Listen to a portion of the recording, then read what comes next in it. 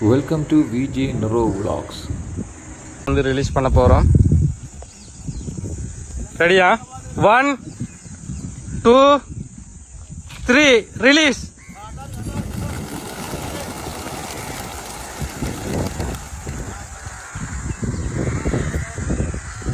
நாங்கள் பார்க்க போகிறோம் வந்து என்னென்னு சொல்லிச்சுன்னா அந்த ரோட்டில் போகிற வழியில் கேன பேர்ட்ஸை வந்து ரிலீஸ் பண்ணுறேன்னு சொல்லி சொன்னாங்க.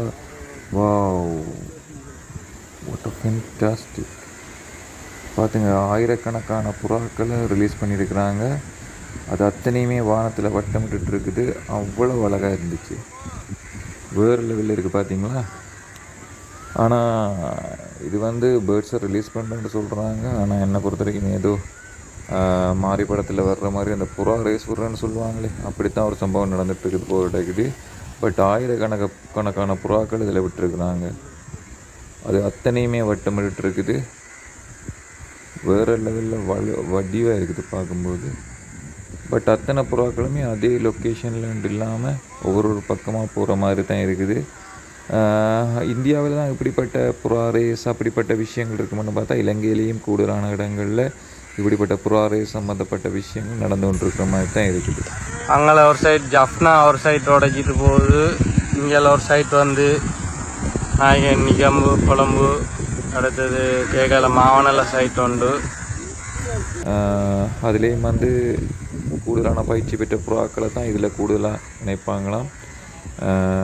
பல பேர் வந்து இதை வித்தியாசமாகவும் பார்க்குறாங்க. பட் இது ஒரு பாரிய கலையாக தான் நாங்கள் பார்க்குறோம்.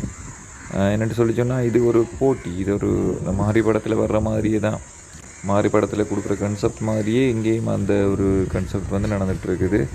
இதில் வந்துட்டு ஃபஸ்ட்டாக வாரது அப்படின்றது சொல்லி அது ஒரு பெரிய இமேஜ்.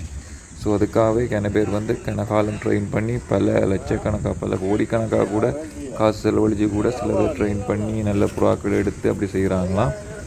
இந்தியாவிலேருந்து தான் கூடுதலாக அந்த ட்ரெயினர்ஸ் வந்து வர்றாங்க. ஸோ அவங்க எல்லாருமே புறாக்களை ரிலீஸ் பண்ண பிறகு தங்களை கூடுகளை எப்படி வச்சுருக்காங்கன்னு பாருங்க.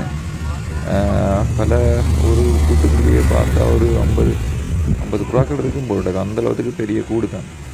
ஆனால் அத்தனை புறாக்களையும் ரிலீஸ் பண்ண பிறகு அவங்க எல்லாம் இருக்கிறாங்க. ஓகே, ரொம்ப அழகாக இருந்துச்சு. முக்கியமான விஷயம் என்னென்னா, இந்த கலை வந்து பல பேருக்கு ஒரு அடிக்ஷன் மாதிரி. இதுக்காக தங்களுடைய பல சொத்துக்களை கூட இதுக்கு பணியை வச்சு அவங்க இதை நடத்திட்டுருக்காங்க. பட் இந்த புறா ரேஸ்ன்றது ஒரு பெரிய கலையாக இந்தியாவே இருந்துச்சு. பட் இலங்கையிலேயும் இது அதிக அளவில் இருக்குது. ஓகே, இந்த வீடியோவை முடிச்சுக்கொண்டு நாங்கள் அடுத்த வீடியோவில் சந்திக்கலாம். தேங்க்ஸ் ஃபார் வாட்சிங். Bye bye.